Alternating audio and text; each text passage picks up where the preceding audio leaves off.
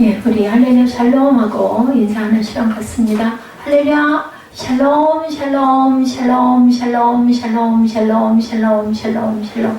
하나님 사랑합니다. 여러분 주 안에서 사랑합니다.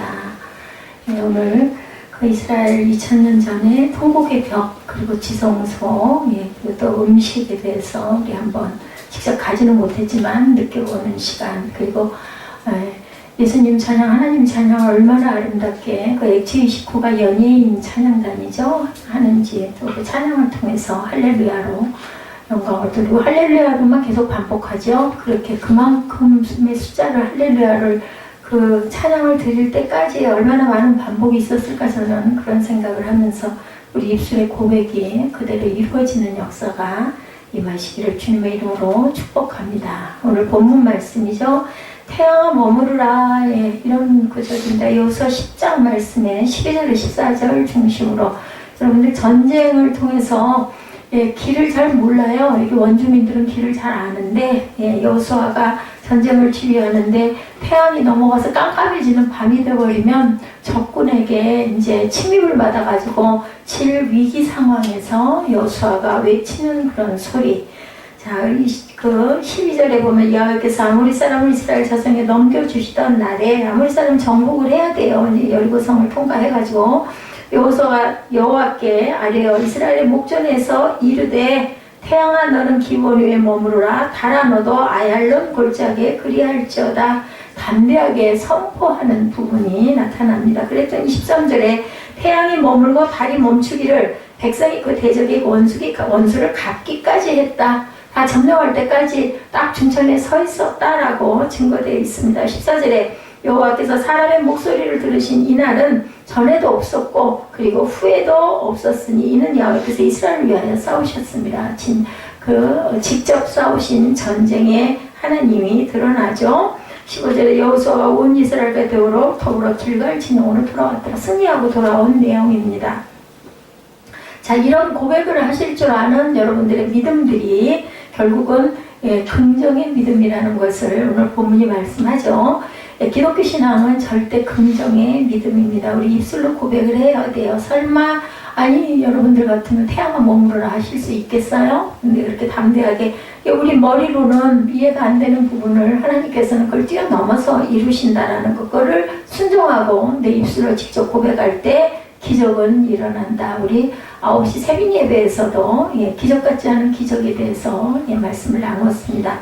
하나님은 절대 긍정의 하나님이시고 예수를 믿는 우리들이 절대 긍정의 믿음으로 살아가기를 원하신다. 그래서 새벽 예배에서도 말씀드렸지만 기적 같지 않은 것을 기적으로 성취하시는 것은 사람이 행하게 하시는 것을 기본으로 하고 있습니다. 오병이어의 기적도 물고기 2마리, 보리떡 5개가 없었다 할지라도 5,000명 아니야, 2만 명 아니야, 20만 명이라도 먹일 수 있지만 하나님께서는 우리가 무언가를 하는데 드릴 때 그것을 통해서 역사하신다라는 것. 우리의 삶의 자리에서 우리가 성실하게 최선의 최고의 삶을 살아갈 때 하나님께서 그 안에 역사하신다라는 것을 오늘 이 말씀을 통해서도 여호수아를 통해서도 다시 말씀하십니다. 어떠한 경우에도 원망과 불평과 시비와 부정적인 말을 하며 살아가서는 아무런 도움이 되지 않는다라는 것. 동시에 기독교 신앙은 절대 긍정, 절대 희망의 신앙이라는 것. 예수 그리스도 안에서 절망이 절대 없죠. 우리 크리스천들은 죽음조차도 부활과 영생의 신앙으로 극복하고 절대 긍정, 절대 감사의 믿음으로 전진해 나아가야 한다. 우리 그런 얘기 하죠. 사랑할 수 있는 사람 사랑하는 건 누구나 한다라고 합니다. 사랑할 수 없는 사람도 사랑하는 게 우리 기독교 신앙이다. 왜요? 내 안에 사랑이 있을 때 내가 소망이 살아 일어나고 내 생명이 부활한다는 것을 여러분들 느껴요. 원수를 보고 막 원수라고 지긋지긋 이를 갈고 미워하고 하면 우리 모습이 어떻겠어요? 우리 마음 밭은 어떻겠어요? 절대로 하나님이 함께 하시지 않는다라는 거죠. 용서하고 털어버리고 앞을 향해서 전진해 나아갈 때 하나님께서는 우리 안에 생명을 심어주시고 자라게 하신다는 거 잊지 마시기 바랍니다. 그러니까 누구를 위해서? 자신을 위해서 용서와 사랑을 가지고 살아나가야 된다. 나 같은 죄인이 예수 믿고 구원받고 하나님의 자녀가 되죠. 이보다 더 큰 기적이 없고 더 큰 축복이 없다. 뭘로? 그냥 공짜로. 뭘로? 우리에게 주시는 선물로 우리는 이런 모든 하나님의 그 축복을 받았기 때문에 우리는 용서하고 사랑해야 되겠다. 살아가면서 많은 문제와 어려움과 시련이 있지만 그런 모든 인생의 고비고비마다 우리를 지키시고 보호하시고 인도하시는 하나님의 은혜 때문에 하나님의 축복과 기적이 있기 때문에 우리가 오늘도 주님 안에서 축복받는 삶을 살아갈 수 있다는 것. 제가 아까도 얘기했어요. 아주 좋은 시대에 아무런 어려움이, 큰 배고픔이, 큰 질병이, 절망이 없게 오늘까지 나를 인도해 주신 하나님은 내가 너무너무 감사하다는 얘기를 했습니다. 정말 아까 그 우리 9시 예배 영상에서 그 몇 천년 전에 그 무너져 내려앉은 그런 도시가 그 바다 밑에 있는 것을 지금은 그 고고학자들이 발굴을 하고 그 모양이 그대로 있는 걸 우리가 그 탐사를 통해서 바라봤습니다. 그 고대 도시를 만들었을 때 그 당시에 그게 그렇게 무너져가지고 그렇게 되리라고 그 안에 있던 사람들 물론 다 죽었겠죠. 알 수가 없어요. 여러분들 남녀노소 지금 우리 김길순 집사님 그 병원에 입원해 계시고 연세가 82이시라는데 80년 동안 사셨어요. 근데 김길순 집사님은 80년이나 사셨지만 80년 아니고 20년을 살고 가는 사람도 있고 50년을 살고 가는 사람도 있고 또 100세로 가는 사람도 있습니다. 제가 우리 꿈동이들에게 질문했어요. 예지한테도 물어봤죠.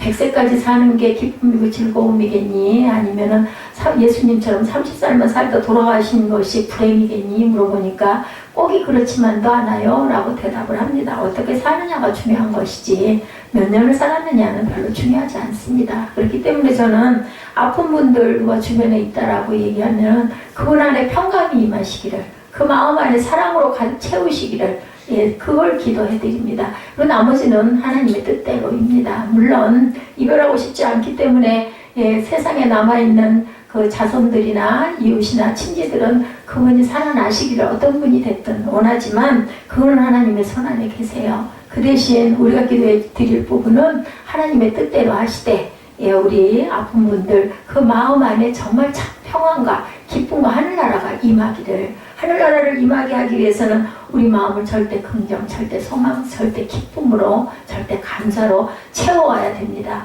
우리가 내일 일이, 오늘 지금 이후의 일이 어떻게 될지 우리는 아무도 몰라요. 그렇기 때문에 우리가 노력해야 할 것은 우리가 있는 자리에서 절대 긍정과 절대 소망과 부활과 영생의 삶을 바라보는 소망을 품는 마음밭들을 만들어 가시는 것이 저는 가장 중요하다고 그렇게 생각을 합니다.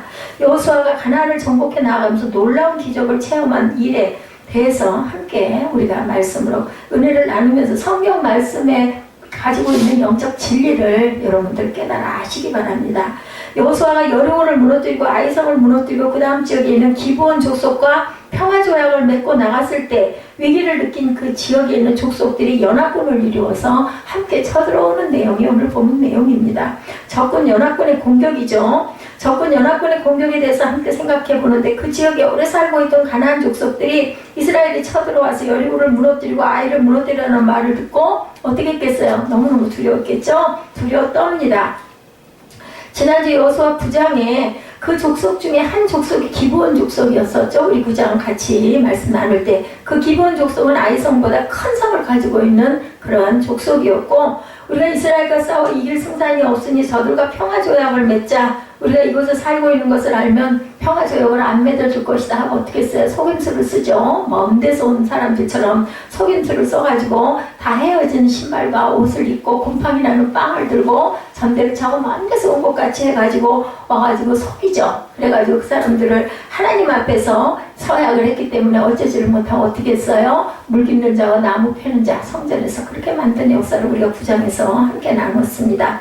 자, 우리는 이스라엘과 싸울 아무런 희망이 없습니다. 의향이 없습니다. 이렇게 얘기했어요. 그래서 평화조약을 맺어놓은 이 기브온 족속과 조약을 맺고 나서 얼마 있지 않아서 기브온 족속이 그 지역에 있는 족속임을 알게 되죠. 그 이웃임을 압니다.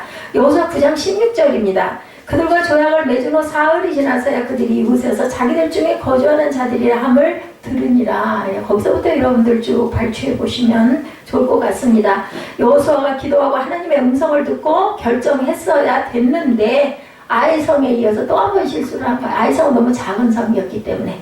여리고성은 어떤 성? 난공불락. 절대로 그 성을 점령할 수 없는 아주 그렇게 기가 막힌 성을 점령하고 나니까 이제 조그만 귀퉁에 붙어있는 성은 아무것도 아니다라고 그냥 여기고 기도하지 않고 그냥 3,000명만 올려보냈다가 결국은 죽고 도망오는 역사를 아이성에서 겪게 되죠. 그러고 보니 이유가 뭐였느냐, 그죠? 나단이라는 사람이 그 옷을 외투를 숨긴 그런 사건이 일어나는 것을 우리가 알게 됩니다. 그래서 그들을 아골곡작에 다 파묻죠. 파묻고 나서 그 다음에 아이성이 승리하는 그런 아간이었나요? 역사가 일어나죠. 그래서 기브온 족속은 그들과 함께 살면서 나무를 패고 물을 기는 일을 담당하죠. 그런데 이 소식이 그 지역에 퍼지게 되자 그 지역에 살고 있던 왕들이 두려워 떱니다.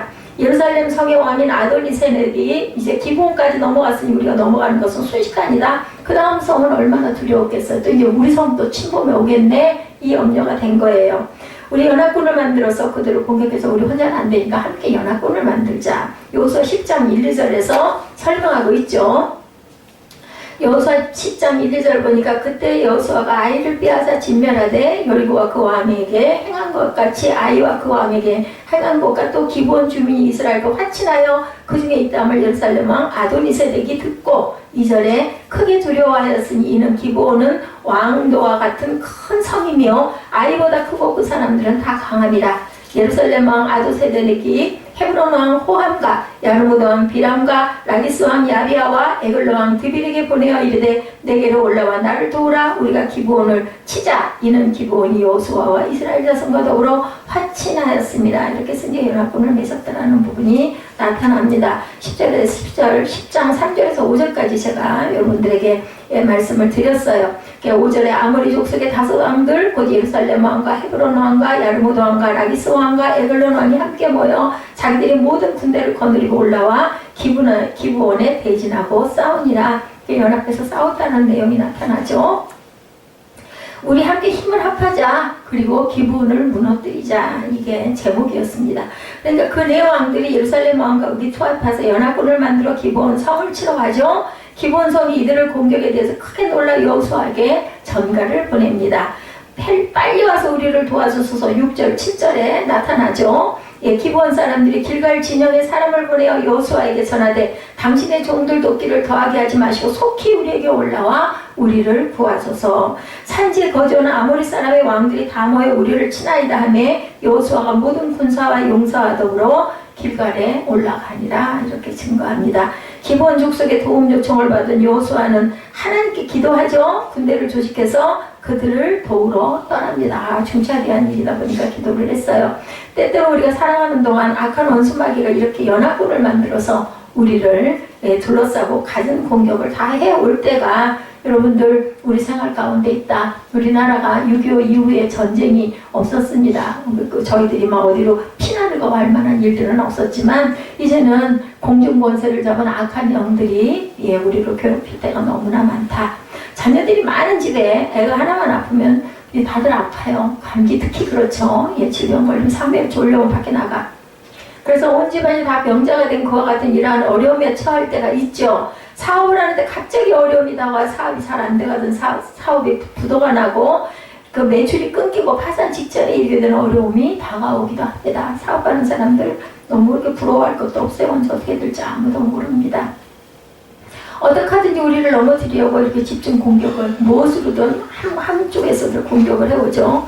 한 번도 몸에 병을 앓지 않던 사람이 갑자기 몸이 안 좋아서 병원에 가니까 중병이라고 어떤 아주 고치지 못한 난치병에 걸렸다라는 얘기를 듣게 되기도 합니다. 가정의 자녀들이 속을 썩는 일도 다가오고 믿었던 사람이 배신하고 등을 돌려서 배신을 당하는 경우도 옵니다. 알 수 없죠. 이렇게 크고 작은 어려움이 연합군처럼 스크럼을 짜고 막 발견되는 게 우리의 삶의 일상 속에 이루어집니다.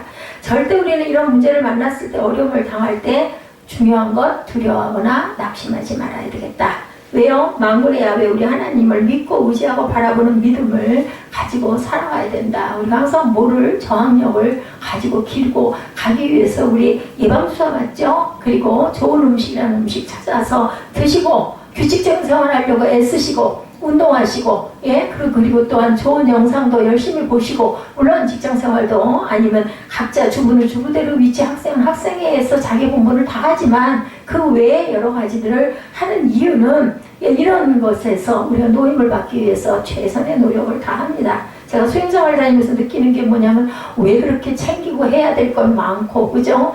그냥 숨 가쁘게 그래도 평균 들어갔다 나와서 보면은 시간은 2시간 정도가 소요가 되고 그 연세 드신 분들이 많으세요. 그 시간대에는 그러면 한숨들을 다 쉬셔야 나오셔가지고 땅바닥에 털썩 주저앉아서 옷을 꺼내서 챙기시는 분도 계시고 근데 이렇게 끊임없이 매일매일 반복을 하면서도 어떤 분 얘기를 흘낏 들었더니 그분은 연세가 많지 않은 분이었는데 남편이 아침에 출근하면서 그렇게 얘기한대요. 어서 가서 일찍 가서 돈 벌어 갖고 와 이렇게 하고 나가고 자 돈 잘 벌어 갖고 올게요 한다 그러면서 웃는 얘기를 귓결로 들었습니다. 그 얘기는 수영장 가서 열심히 수영하고 와서 건강해야 돈 안 들어가니까 가서 돈 벌어 와 돈 벌어 올게요 라고 웃는 인사를 한다고 아내들이 건강해야 가정이 평안하고 그리고 약값 들어 고생하고 또 병원 다니고 하면 그 집안이 우울하지 않습니까? 돈도 돈이지만 그래서 열심히 수영을 한다는 얘기를 들었습니다. 우리가 이렇게 악한 대적 원수 마귀를 막으려면은 면역을 길러야 되고 저항력을 길러야 되고 그죠? 뒷걸음치고 주저앉아 있으면은 절대로 이길 수가 없어요. 무장을 할 줄 알아야 되는데 중요한 것은 영적 무장을 이렇게 해야 된다. 우리 몸도 중요하지만 영적으로 항상 하나님이 나와 함께 하시니까 배짱을 내미세요. 배짱을. 그리고 입술로 선포하시고 두려워하지 마시고 염려하지 마시고 얼굴 우울하게 일그러뜨리지 마시고 그럴수록 당당하게 기쁨으로 백장으로 여호수아처럼 태양아 멈춰라 달아 머물러라 하고 소리치시는 저와 여러분들의 믿음이 되시기 바랍니다.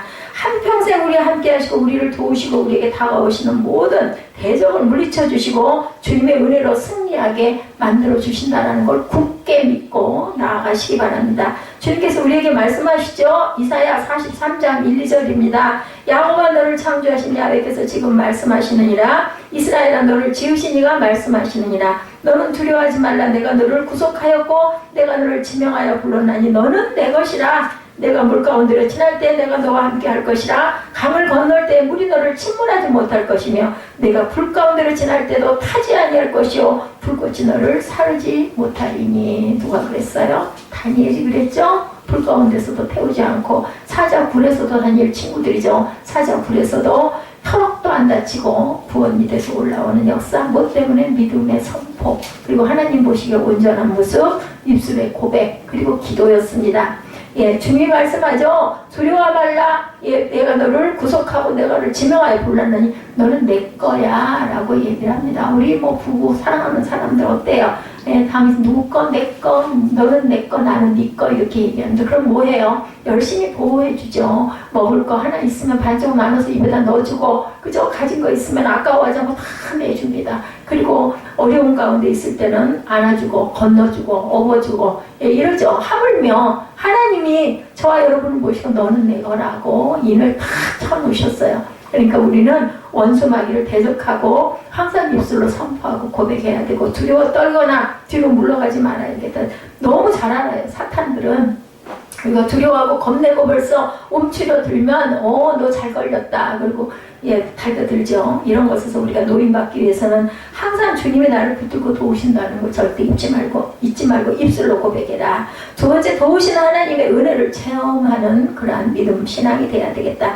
뭐 입술로만 그냥 맨날 고백하고 그대로이면 어떻겠어요? 아까 우리 그 마커스 티를 입으셨더라고요. 아까 우리 그 성령의 선하신 능력으로 그 찬양하였던 그 찬양 선교사님 보니까 성령의 능력으로 일어나라고 찬양을 아주 그냥 아름다운 찬양을 힘차게 씩씩하게 모든 사람들이 눈물을 흘리면서 찬양하죠. 예, 그 은혜를 체험해도 바로 그 예배가 끝난 다음에 문 밖에 나서면 내게 있는 염려와 고민과 근심과 앞에 절망의 여러 가지의 그 검은 구름들이 누구에게나 다 색깔은 다르지만 있습니다. 근데 선한 능력이 나를 일으켜 세우는 거예요. 그 힘이 솟는 거예요. 아, 내가 이걸 타개하고 나가야 되겠다라는 그러한 용기가 솟는다라는 이야기를 제가 아까 말씀을 드렸습니다. 여호수아가 길갈에서 군대를 이끌고 기브온으로 가죠. 거리가 약 35km 지점된 거리입니다. 기브온은 해발 1800m가 넘는 산악지대에 위치하고 있습니다. 기브온에 연락을 받고 그 밤에 높은 산악지대를 35km 떨어진 지역을 가서 기브온에 도착을 합니다. 10장 9절이죠. 여호수아가 길갈에서 밤새도록 올라가 갑자기 그들에게 이르니 이렇게 얘기하고 있습니다. 우리가 절망의 밤에 낙심하여 염려하여 근심하여 걱정하고 있을 때 주님이 우리를 도우러 오신다라는 거죠. 우리가 손 놓고 앉아 염려만 하고 있어서는 안 되고 뭐 해야 돼요? 도움을 요청해야 돼요. 요청의 방법 아시죠? 기도입니다. 엎드려 기도하죠. 주여 우리를 불쌍히 여기고 우리를 이 절망에서 건져 주옵소서. 이렇게 기도하죠.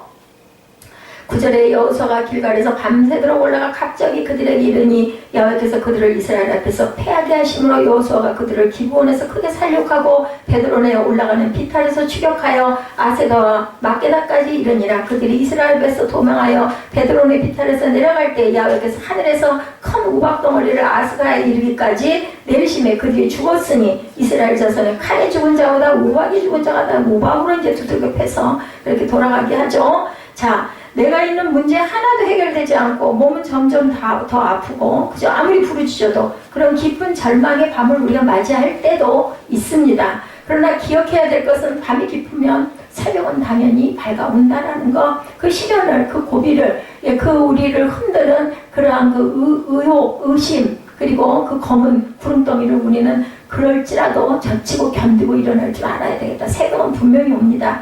그 밤에 주님이 우리를 도우시고 그 도움의 손길을 펼치고 계신다는 것을 믿고 가야 된다는 거죠. 기본이 절망에 떨며 문제 어려운 가운데 이제는 우리가 피할 수밖에 없다고 하는 그러한 패배의식의 밤을 지새고 있을 때 하나님이 도움의 손길을 보내서 그들에게 동이 틀 때 그들을 절망에서 건져주시죠. 그러므로 우리에게 있어 이 절망의 밤은 희망의 새벽이 다가오는 준비 과정이라는 것을 알아야 되겠다. 우박덩어리를 떨어뜨리죠. 그래서 절망은 희망을 내게 가는 하나의 과정일 뿐이라는 것을 잊지 마셔야 되겠다. 낙심하지 말고 포기하지 말고 물러서지 말아라.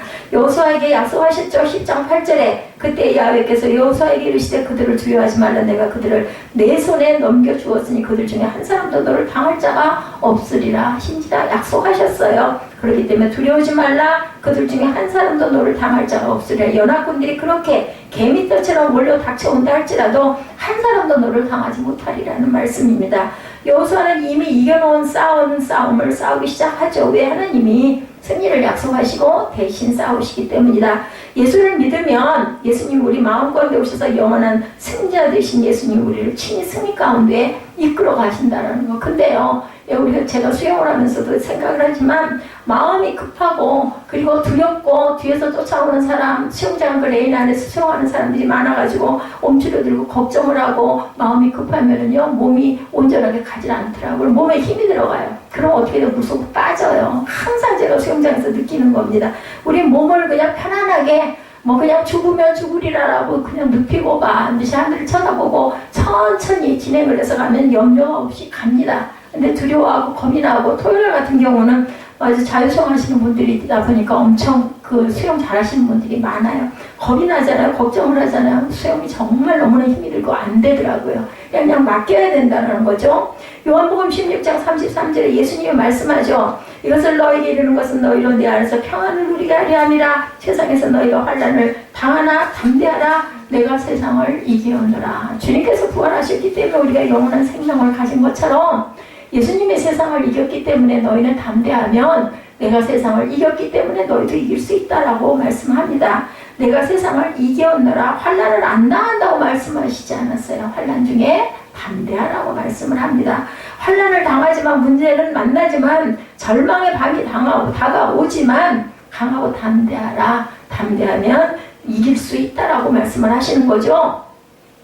세상을 이기신 예수님이 나와 함께 하시기 때문에 어떤 문제도 어떤 어려움도 두렵지 않다. 우리 능히 감당하고. 그래서 그 노래한 싱어 생각이 납니다. 예, 다 지나간다. 맞습니다. 지금 죽을 것 같고 그죠? 사망의 음침한 골짜기를 건너가는 것 같지만 이것은 지나갑니다. 우리가 어떤 마음을 가지고 어떤 자세로 어떻게 지나가느냐가 중요하다는 걸 잊지 마시기 바랍니다. 어떤 질병도 우리가 물리칠 수 있다는 거죠. 가정의 문제, 생활의 문제, 자녀의 문제, 직장의 문제, 사업의 문제, 어떤 문제라 할지라도 야훼께서 우리와 함께 하시기만 하면 우리는 살 수 있다라는 거. 절대 절망은 없어요. 절대 절망을 절대 희망으로 소망으로 바꾸시기 바랍니다. 이스라엘군이 갑자기 나타나자 연합군 연합군은 모두 놀래죠. 그 연합군을 이스라엘군이 나와서 저들을 치매 저들이 패해서 도망가는 부분이 10절에 나타나 있죠. 그 이후에 또 우박이 내려 떨어지는 일이 일어납니다.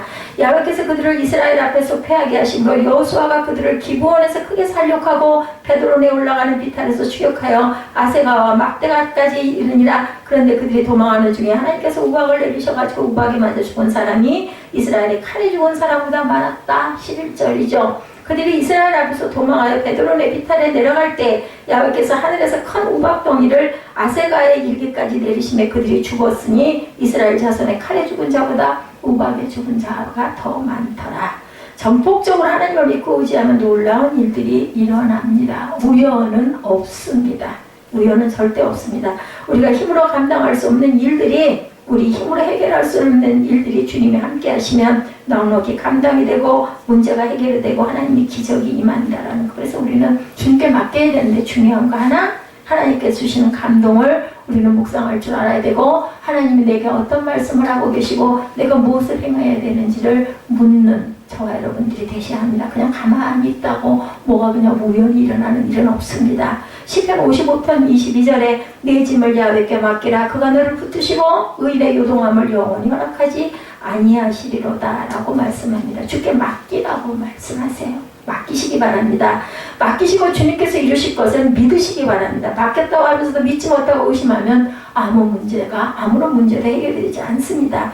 맡긴다고 하는 말은요, 원어가 산에서 돌을 굴려보낸다라는 뜻을 갖고 있습니다. 산에서 돌을 굴려보내고 나면 내려와서 아무리 찾아 어디 있는지 돌을 찾을 수가 없어요.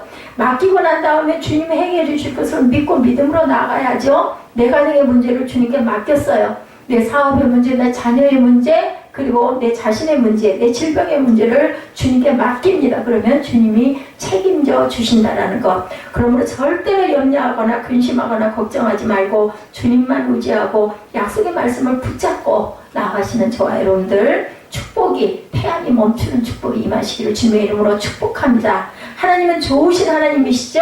우리가 실수하고 우리가 잘못한 것까지도 용서하시고 모든 것을 어떻게 해요? 합력하여 선을 이루신다라는 것. 그러므로 예수를 믿는 사람들은 실패의 경험도 그것이 변해서 축복이 되고 실패는 하나의 과정이 된다라는 것. 어떤 것을 바라보느냐에 따라서 내가 실패해서 내가 죽을 거야, 자살할 거야, 이런 마음을 먹으면 절대로 실패가 과정이 되지 않고 그게 결과가 되어버립니다. 상처를 입었던 것도 내가 과거에 여러 가지 남에게 배신당하고 어려움을 겪었던 것도 이 모든 것이 어우러져 산뜻한 선을 이루는 놀라운 결과가 될 것이라는 것을 굳게 믿어야 되겠다. 샌들백 교회 릭 워렌 목사님이 말씀하십니다. 우리의 삶에 대한 하나님의 계획은 우리에게 일어나는 모든 것, 실수, 죄, 그리고 우리의 상처까지 모든 것을 포함한다. 하나님의 계획입니다. 하나님은 가장 악한 것에서도 선을 끌어내실 수 있다. 우리의 삶의 사건들은 하나님의 계획 안에서 조화를 이룬다. 케이크를 굽기 위해서 밀가루, 소금, 계란, 설탕, 기름이 필요한데 따로 먹으면 맛이 없고 쓰고, 그죠? 먹을 수가 없어요. 그렇지만 함께 구우면 맛있는 케이크가 된다라는 겁니다.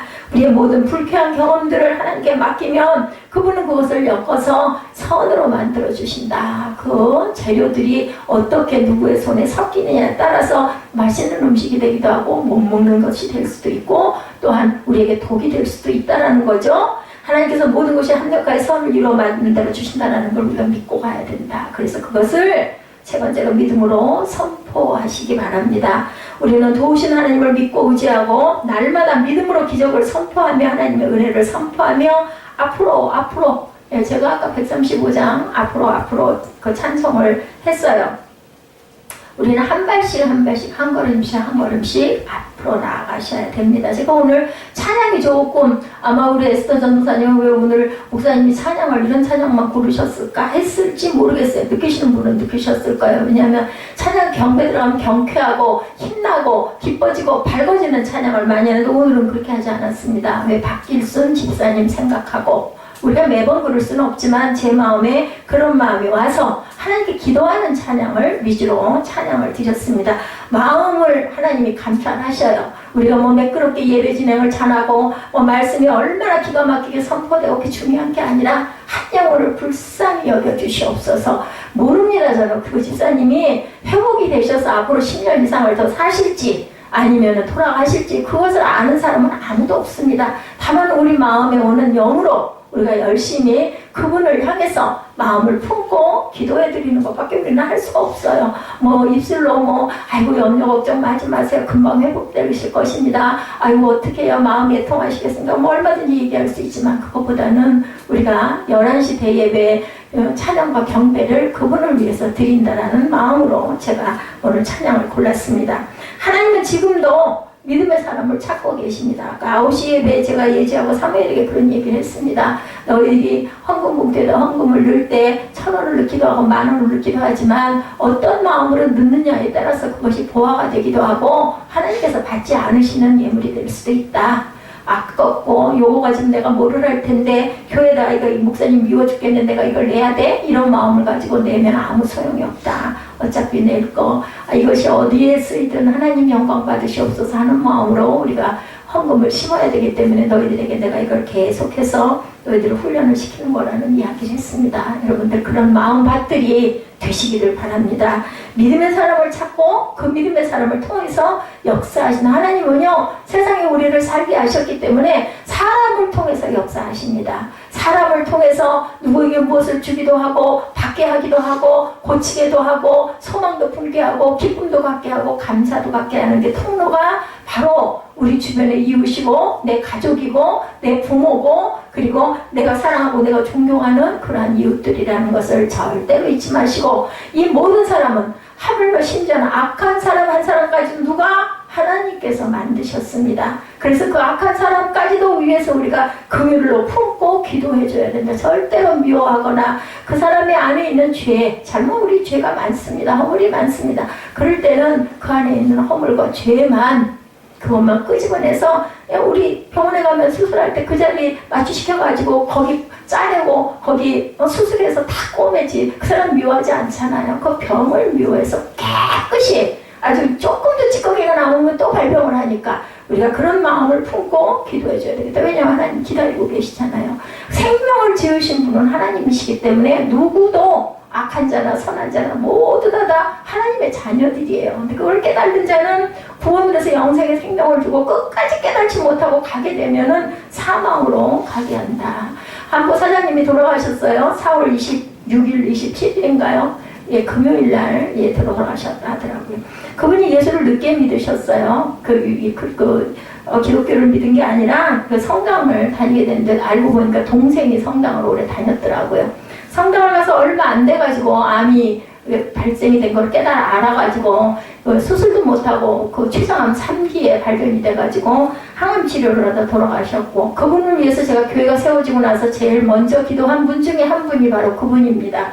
뭐 나를 통해서 꼭 역사하지 않았더라도 항상 기도하는 마음 안에 그분이 아주 굉장히 열심히 불심이 지독했던 분이고 가장 절에 가가지고 불공을 들고 어머니 때부터 그랬던 분이에요. 저는 그분에게 다른 얘기 하지 않았어요. 그 병원 중에 있을 때도 항암 치료가 얼마나 어렵습니까? 그때도 제가 항상 얘기한 게 마음 안에 하나님을 품으세요. 하나님의 마음을 품으세요. 그게 가장 우리 한보 사장님 앞으로 천국 가는데 소망에 가장 귀하게 아니 내가 뭐를 바라보고 있는지 그걸 따라가잖아요. 우리는 그럼 우리 죽은 영이 어디로 가겠습니까? 하늘나라의 소망을 바라보고 하나님의 말씀 속에서 살기를 노력하고 내 마음에 있는 더럽고 악한 것들 다 비우고 그것을 하나님의 나라로 자꾸 채워갈 때 하나님의 나라로 채워갈 때 우리는 그냥 저절로 하나님의 나라로 아마 향해서 날아가리라고 저는 그런 감동이 오래전부터 왔습니다. 그래서 항상 전 막 누구 미워가지고 욕할 때 있어요.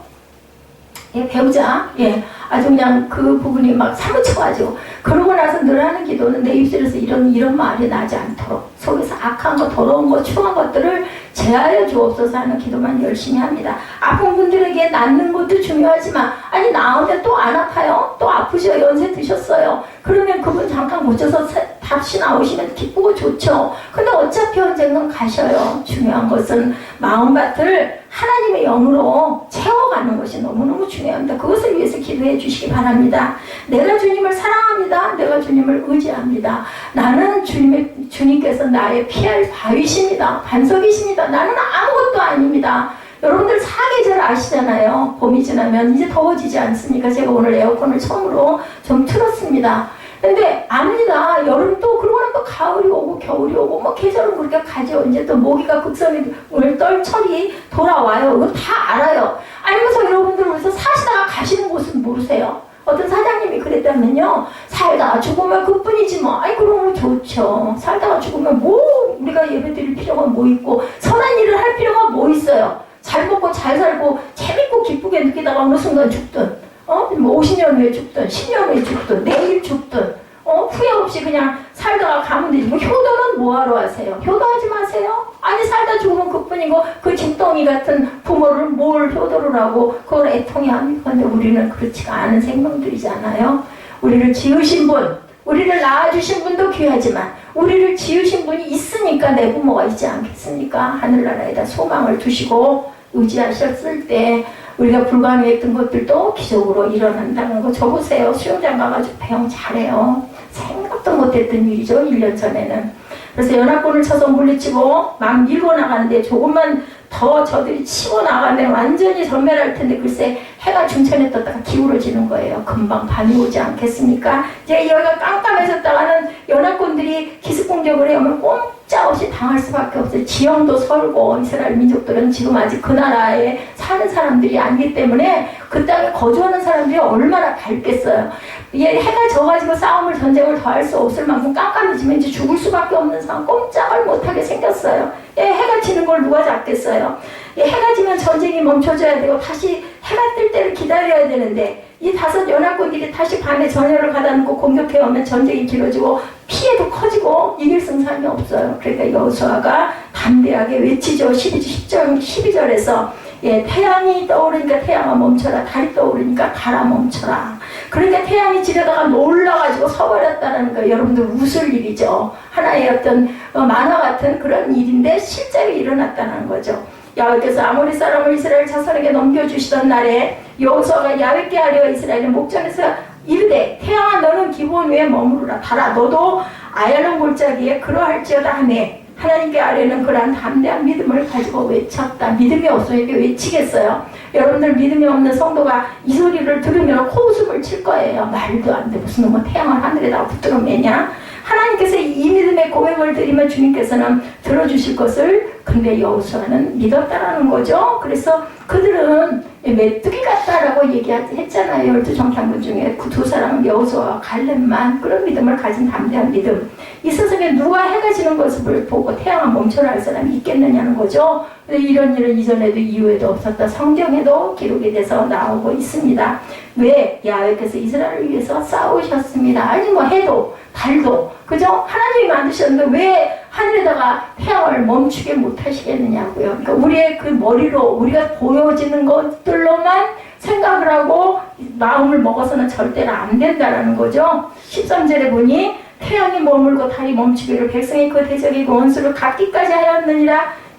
그 야살의 책에 태양이 중천에 머물러 거의 종일토록 속히 내려가지 아니하였다고 기록되지 아니하였느냐. 그 당시를 기록한 야살의 책에도 보면 이 내용이 자세히 기록되어 있음을 알 수가 있는데 여호수아는 대단한 믿음의 사람이었다라는 거죠. 지는 태양을 멈추라고 명령한 것. 그런 담대함을 가지고 있었다.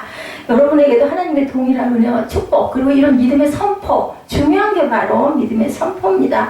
여호수아 같은 믿음만 가지면 기적은 일어난다. 우리가 그 믿음이 없기 때문에 무리를 걷지를 못하는 거고 기적이 일어나지 않는 건데 여러분들 기적이 뭐 이렇게 막 그냥 먼 자가 눈을 뜨고 안진뱅이가 일어나는 것만 기적이 아닙니다. 저는 하루하루 일상을 하나님이 나를 하루를 살아가게 하시는 게 저는 기적이라고 생각을 합니다. 간장중지 같은 믿음을 가지고 밤낮 흔들리지 말아야 되겠죠? 믿음이 크통 이원이면 여러분들 뭐 누가 준다고 그러면 여러분들 조그만 거 갖고 가서 달라고 하세요. 그것도 이원이면서 넉넉한 봉지 갖고 가시잖아요. 조금을 받아오더라도 답답하지 않게 큰 믿음 지니시기 바랍니다. 손해 날 거 없어요. 큰 믿음 가지고 크게 선포한다고 해서 뭐 손해가 납니까? 이왕이면 큰 믿음으로 선포하고 기적을 체험하고 또 체험하며 살아가는 기적의 일생을 살아가셔서 그게 뭐가 되겠어요? 주변에 전도가 되고 선교가 된다는 거죠. 예수님의 제자들과 함께 갈릴리 바다를 지날 때 풍랑이 일죠. 제자들이 그 풍랑 속에서 배를 저어보지만 오히려 강풍은 점점 거세지기만 합니다. 그때 예수님은 주무시고 계셨어요. 제자들이 어땠겠어요? 아이고 이상하게 예수님 주무시면 어떻게 일어나세요? 가서 막 깨우죠. 그랬더니 일어나셔서 파도야 잠잠하라, 바다야 잠잠하라. 그 순간 풍랑이 잠잠해지고 갈릴리 바다가 잠잠해집니다. 마태복음 8장 26절이죠. 예수께서 이르시되 어찌하여 무서워하느냐 믿음이 적은 자들아. 예, 이렇게 말씀합니다. 곧 일어나사 바다와 바람과 바다를 꾸짖으시니 잔잔하게 되거늘 어찌하여 무서워하느냐 믿음이 작은 자들아. 우리가 두려워 떨며 염려할 때 주님께서 이렇게 말씀합니다. 어찌하여 너는 불안해하느냐 믿음이 적은 자야 라고 말씀하신다는 것. 절망의 파도야 잠잠하라. 질병의 파도도 잠잠하라. 문제의 파도도 잠잠하라. 평안할지어다. 이렇게 믿음으로 선포할 때 기적은 일어난다는 것. 우리가 질병 만날 수 있습니다. 일찍 돌아갈 수도 있습니다. 누구나 다른 것. 믿음이 있는 자들은 마음에 평안이 임한다라는 거. 아니 뭐 내가 뭐 천국 가면 천국 가서 살고 땅에서 살면 내 가족들 좀 더 보고 살 수 있지만 내 맘대로 될 수 없는 거. 그냥 마음을 비우는 거. 비웠다는 말 잘하잖아요. 이렇게 돼도 할 수 없고 저렇게 돼도 할 수 없고 하나님이 하실 거야. 이런 마음을 지니시기 바랍니다. 마가복음 9장 23절에 예수께서 말씀하시기를 할 수 있거든요. 무슨 말이냐. 믿는 자에게 능치 못함이 없느니라 말씀하죠. 있는 자에게는 능치 못할 일이 없습니다. 연합군처럼 수많은 문제들이 우리들에게 몰려온다 할지라도 믿음으로 선포할 때 한 길로 갔다가 그 사탄과 도적들은 7길로 도망가죠. 우리가 믿음으로 외치십시다. 절망아 질병아 떠나가라 물러가라 해결될지어다 기적이 날마다 일어날지어다 이렇게 선포하시기 바랍니다. 선포기도는 불가능해 보이는 문제나 목표에 대해서 하나님의 초자연적인 개입을 요청하는 담대한 기도죠. 선포기도를 드리면 단순히 저와 여러분의 삶만 변하는 것이 아니라 하나님의 나라의 역사의 한복판으로 우리가 들어가서 일하게 된다는 것. 다니엘이 그 늦은 86세의 나이에도 그저 이스라엘로 돌아가지 않고 뭐 했어요? 민족을 위해서 계속 애굽에서 기도하는 사건을 우리가 다니엘서에서 공부하고 있습니다. 선포기도의 5개 단계 여러분들에게 말씀드리고 말씀을 마칩니다. 첫 번째 하나님의 말씀에 아멘 하고 대답하시기 바랍니다. 두 번째 하나님의 능력에 의지해서 담대히 요청하시기 바랍니다. 말씀으로 그죠?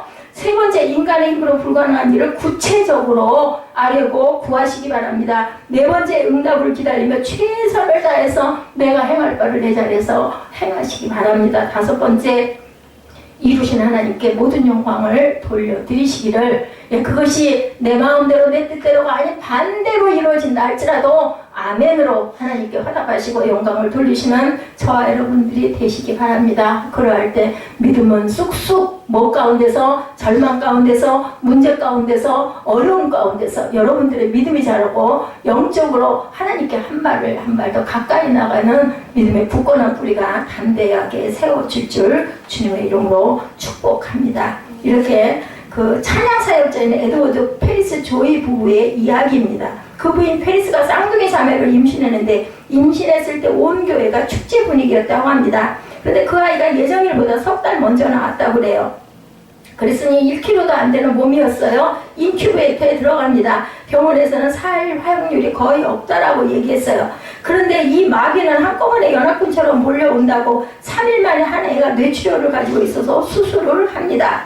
피덩어리가 조그만 애를 수술을 해야 하니 의사가 말하기를 정상인으로 살아갈 가능성은 없고 평생 식물인간으로 기저귀를 차면서 살 겁니다 라고 얘기를 했어요. 만에 하나 수술해서 살아나도 평생 식물인간이 되고 기저귀를 차고 살아가야 된다는 말을 듣고 엄마 된 부인이 그때의 상황을 회고합니다. 실제 있었던 일입니다. 그 소식을 듣고 남편이랑 병실에 달려가 울음을 터뜨렸어요. 하늘이 노랬습니다. 희망이 없었습니다. 결국 딸애들을 위해서 끝까지 싸우겠노라고 결단을 남편하고 내렸습니다. 그리고 선포 기도를 드리기를 시작했습니다. 두 아이를 건강하게 치료해달라고 담대히 기도했고 담대히 믿음으로 외치고 선포하고 끊임없이 선포했습니다.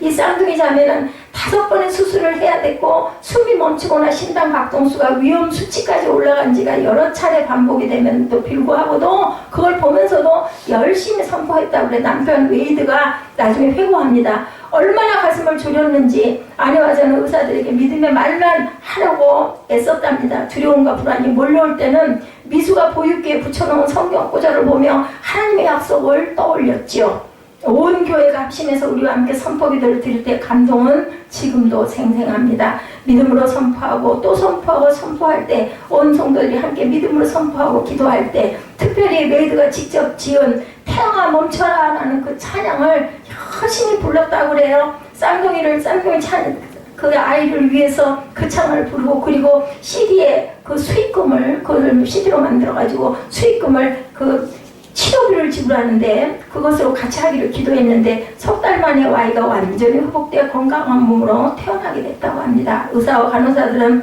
이런 기적은 처음이라고 놀라면서 하나님께 영광을 돌렸는데 아이들이 잘 건강하게 자라고 있다라는 이런 내용이 올라와 있었습니다. 이를 옆에서 지켜본 스티븐 퍼틱 목사님이 말씀하셨어요. 하나님의 말씀을 듣는 것이 자동차 키를 돌려 시동을 거는 것이라면 말씀을 선포하는 것은 운전하는 것과 같다라고 그 목사님이 말씀하셨다고 합니다. 여러분들 말씀을 붙잡고 기도하시기 바랍니다. 그리고 계속 선포하시기 바랍니다. 믿음의 기도가 치료하시고 믿음의 기도가 생명으로 살려나가는 역사를 이루시죠. 불치병, 깨진 가정, 사고뭉치 자녀, 사업의 위기 등 불가능한 상황이 있을 때 여호수아처럼 하나님의 주권을 선포하시기 바랍니다. 그래서 성경을 주셨어요. 그럴 때 그래서 참 그 선포기도 굉장히 그 예전에 많이들 했어요. 흠에 물려 그 세력은 떠나갈지어다. 원수마귀는 떠나갈지어다. 이렇게 선포하죠. 기적은 일어날지어다. 날마다 계속 선포하고 안 믿는 남편 앞에 신발 신고 나갈 때 등 뒤에서 아내가 십자가를 등에다 그리면서 선포를 했더니 그렇게 예수 믿는 아주 귀한 장로가 됐다라는 그런 이야기도 무수히 제가 봅니다. 안 믿는 남편 새벽기도 올 때 신발 갖다 놓고 하는 건 뭐 여러분들 너무나 잘 아시죠? 예, 기적은 여러분들 입술을 통해서 일어나신다라는 거, 여러분의 선포를 통해서 태양도 멈춰진다라는 거, 그 부분의 태양의 멈춤은 여호수아서에 나타난 태양의 멈춤으로만 보시지 말고 악한 원수마귀 사탄마귀가 물러나가는 묶음이 된다는 것을 잊지 않으시는 저와 여러분들 어렵고 절망적일 때 오히려 더 하나님께 가까이 나가시고 기도하시고 결단하시는 선포하시는 절망이 희망의 하나의 지름길이라는 것을 기억하시고 축복의 도구가 된다는 것을 잊지 않으시는 저와 여러분 되시기를 주님의 이름으로 축복합니다. 우리 결단 찬양하시고 축도로 예배를 마치도록 하겠습니다.